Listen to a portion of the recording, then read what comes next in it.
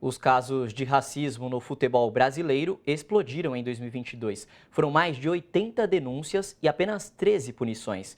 De olho nessa demanda social, a CBF alterou o regulamento geral das competições e promete punir clubes nos campeonatos já a partir deste ano. Quem traz os detalhes é a repórter Caroline Campos. Gritos, xingamentos e gestos preconceituosos, dentro e fora dos estádios. Um levantamento preliminar do Observatório da Discriminação Racial no Futebol registrou mais de 80 casos de racismo no Brasil em 2022, 25% a mais que no ano anterior. E dos 80 casos, apenas 13 tiveram punição, segundo o Superior Tribunal de Justiça Desportiva. Aí, se olharmos para 2022, o que surpreende é que, antes da pandemia, nós acreditávamos que sairíamos melhores depois da pandemia, por viver um período sem igual, né? Reclusão, de ficar pensando reflexões sobre a vida. Então, todo mundo acreditava que sairíamos melhor da pandemia. E aí, para nossa surpresa, não foi o que aconteceu.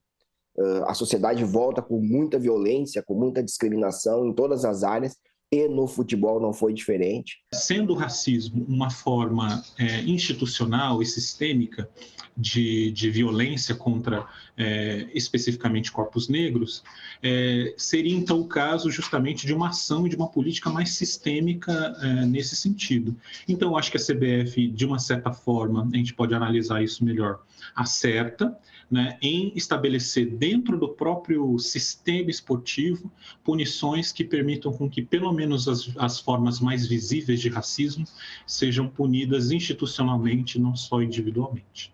Para reduzir o número de ataques racistas, a CBF divulgou essa semana uma alteração no Regulamento Geral das Competições. A partir deste ano, a entidade vai punir clubes por atos racistas nos campeonatos, a começar pela Copa do Brasil, Campeonato Brasileiro e competições de base. Além das punições desportivas, casos envolvendo dirigentes, representantes e profissionais dos clubes, torcedores e equipes de arbitragem serão levados ao Ministério Público para que haja punição de acordo com a lei. Essas punições, elas já são previstas no CBJD, né? No Código Brasileiro de Justiça Esportiva, no artigo 243G, já existiam essas previsões de punição. A diferença agora é que essas previsões de punições, elas entram dentro do Regulamento Geral de Competições, ou seja, todos os clubes assinaram esse regulamento, todos os clubes estão cientes e agora a gente acredita que possa aumentar as punições, porque antes o que a gente vinha percebendo era o aumento das denúncias de racismo, mas a gente não tinha um aumento das punições. Eu acredito que a CBF ela poderia se misturar mais aos interesses da sociedade, né? Principalmente aos interesses dos grupos diretamente e indiretamente implicados nas questões raciais. Então, uma resolução como essa ou outras que poderiam ser ainda mais eficazes, elas precisariam passar por uma conversa e por um diálogo mais efetivo com o movimento negro, né? Por um diálogo mais efetivo com a própria classe dos atletas, reconhecidos definitivamente enquanto classe trabalhadora, né?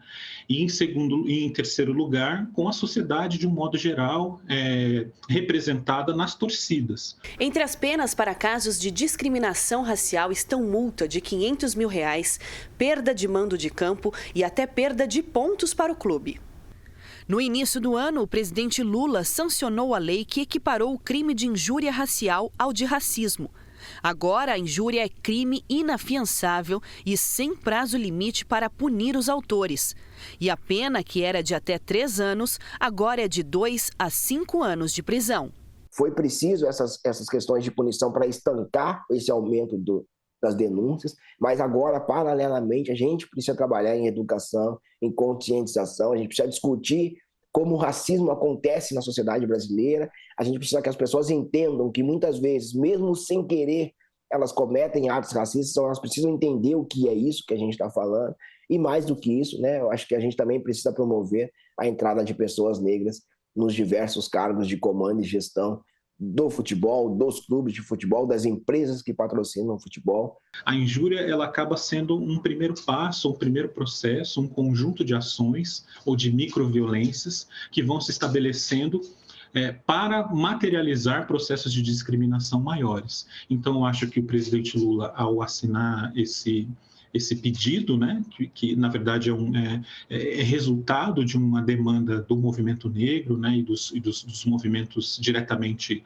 envolvidos nessa questão, ele acerta nesse sentido, né, entendendo o racismo na sua dimensão e na sua forma mais sistêmica, continuada, cotidiana.